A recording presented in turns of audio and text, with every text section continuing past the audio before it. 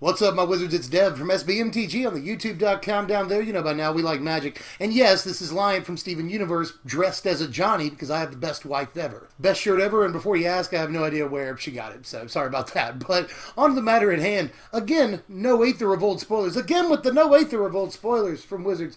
And I'm calling Monday. I'm thinking it's probably going to be Monday. But since there were no Aether Revolt spoilers and I still wanted to do a video, I figured I would talk about something I've been wanting to talk about for kind of a while. It's another one of these what-if kind of videos where I just ask you a question. I want you to respond in the comments to me, but I've got a few things to say too.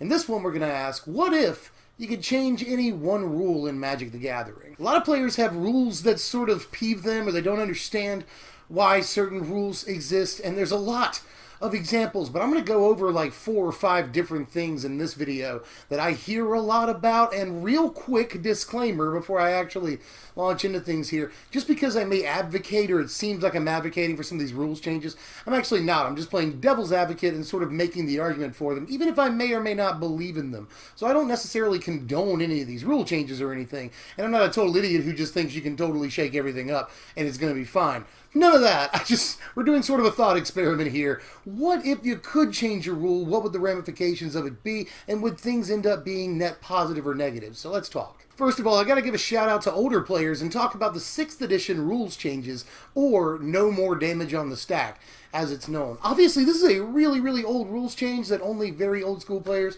will even remember there being a thing about, and Magic historians will be like, oh yeah, I know what that is, it's this.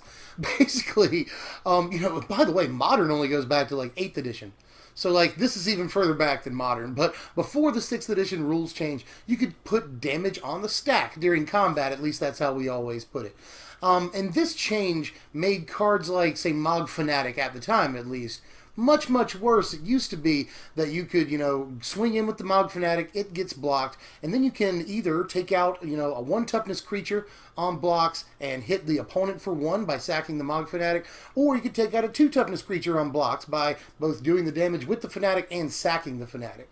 Now, of course, that makes the card way worse. You can't do that anymore, but it also balances most of Magic. It allows them to create creatures that have really good sacrifice effects, so that's cool. We got like Nantuko Husk and Arcbound Ravager and stuff, and imagine those would be way crazier if you could put damage on the stack and do all kinds of weird tricks that you can't do anymore. Ultimately, this is probably the right way to go, but even nowadays when older players want to return to the game, not only is all the new stuff really confusing, like Planeswalker cards and a bunch of other rules changes, but this is the one thing that can really get old players, because this definitely takes away a lot of tricks that might be in your bag if you can't do this anymore. And you haven't been able to do it for a very long time, and a lot of players don't even know about this rules change, but for a lot of players, it made them leave Magic. It was so impactful.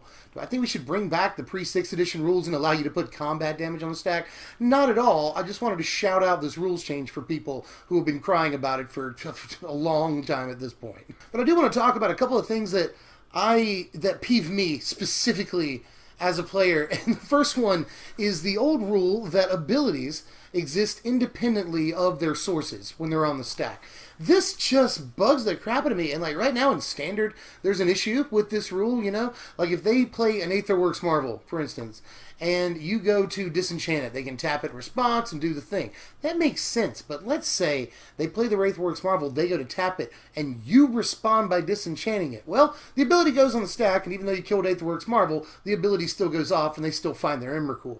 I've always thought that this was ridiculous, like in Commander games or even casual games way back in the day. Someone's got like an Nevinyrral's Disc on the battlefield, and they go to like, activate it and sacrifice it and just destroy everything. You can't just disenchant that in response. It seems like you should be able to do that. It just bugs me because it means that people can do whatever they want regardless. You know what I mean? Like, it just kind of sucks. Like in a game that's in a lot of ways like all about responding to stuff, responding to their activation of an artifact or a creature with a tap ability doesn't actually keep the activated ability from going off. And that's just always bugged me, and it doesn't make a whole lot of sense. Imagine you're in a situation where you're right across the room from a mad scientist that's got his hand on a switch, and if he pulls the switch, then the world ends or something terrible. You know what I mean?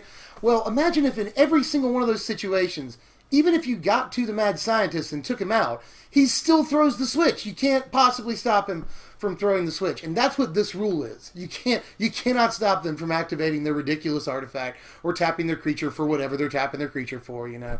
And it just kind of bugs me. I feel like you should be able to respond to, say, them tapping an artifact for an activated ability by disenchanting it and get rid of the ability on this. I just think that that's how it should work. Obviously, this would change the game monumentally if they were able to implement this rules change. And I don't actually advocate for it because, again, I'm not really down for that kind of ridiculous change. And everything you know about Magic changes from that point on. I don't know if that's the way we should do it at all. I think that's probably a bad idea. But I just want to tell you that this rule it gets under my skin so much. You ought to be able to blow something up and the thing doesn't happen. It makes sense. Something else that kind of gets on my nerves is this thing about priority. Only one specific thing about priority, and it sort of plays into the last thing I was talking about. Let's say they play their Aether Marvel and they have enough energy to activate it right away. You know what I mean? Well, if you don't counter it, then they get priority back first and they can tap Marvel and activate it. And as previously stated, the first time you get priority, you can disenchant the Aether Marvel or whatever, you know, you can Appetite for the Unnatural it or something. But again, the ability will still go off. So you never got priority to take care of this problem before they could do something with it.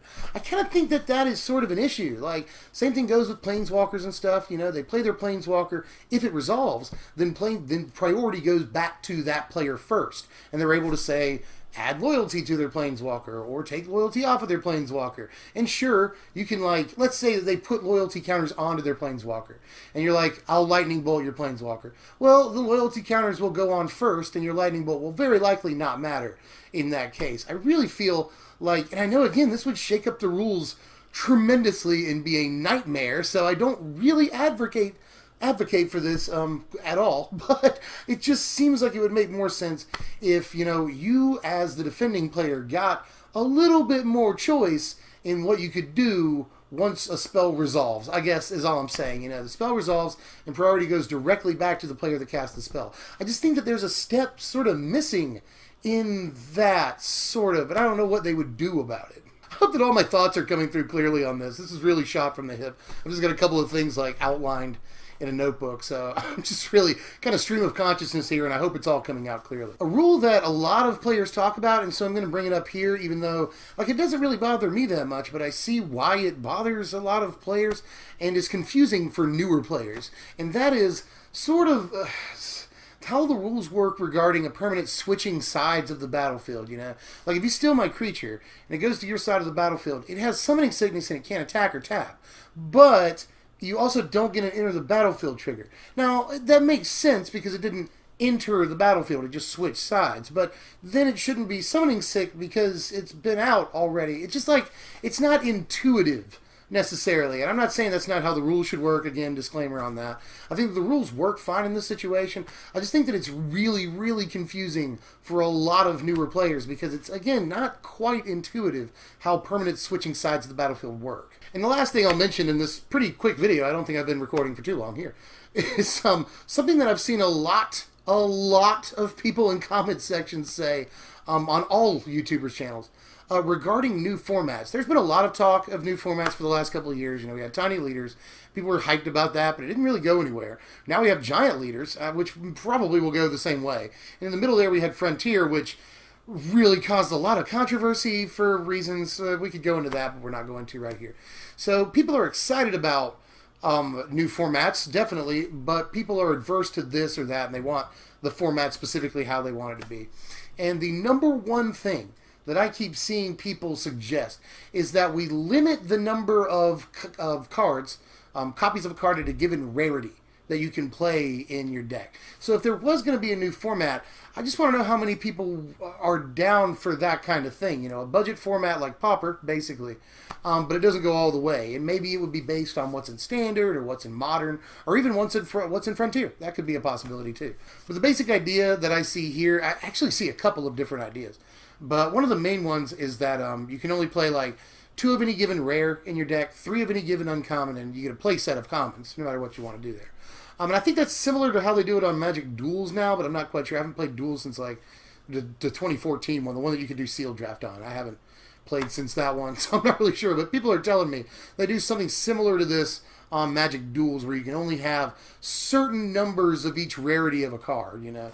Or the other one that I see a lot is you can only have a certain number of rares or uncommons. Like you can only have 4 rares in your deck at all. You can only have 12 uncommons in your deck at all. You know, it doesn't matter which one you choose to play. You just can't go above 12 uncommons. You know, I see that an awful lot too. And as far as budget formats go, I think that there is some merit to it, but you know, formats find a way to be expensive. Like Pauper, some of the decks in Pauper are like $150 or $200 paper, and that's like crazy for a format that's all commons. So even a format like this that limits the number of rares you play would probably find a way to be expensive. And I've also had people say, you know, I would play Frontier if they'd like ban the fetches or, you know, ban this or that card. It's usually ban the fetches.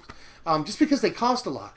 And whether or not Wizards should ban cards because they cost too much is a totally different, completely different conversation. Bigger picture, how do you feel about a format that limits the number of cards at a given rarity you might be able to play? Well, that was a bunch of discombobulated thoughts, all sort of packaged into a 10-minute video. Hope you guys are still here. I know that was kind of disconnected at times, but I think you know what I'm getting at here. What I really want to know is what rules kind of irk you. You know, what rules don't make any sense to you. If you could change any one thing at all, what would it be? What rule would you get rid of? Or maybe even what new rule would you institute? Want to get a conversation going in the comments section. If you enjoyed this video, hit the like button, helps me out a lot. Sub if you're new and hit the bell. Make sure you get those notifications. And I will see you guys in the new year. Happy 2017. It could be worse than 2016. People keep saying, oh, it couldn't possibly be worse. It totally could. But no matter what happens, I will be here with you guys giving you deck techs and news and stuff like that. And I will do so again very soon. I may put up a new video first of the year or maybe the second day, which is when I'm pretty sure we'll be getting these spoilers on Monday. So stay tuned. We'll have more content for you. But in the meantime, I'm tapped out. I'm Deb from SBMTG. Thanks for watching, my wizards.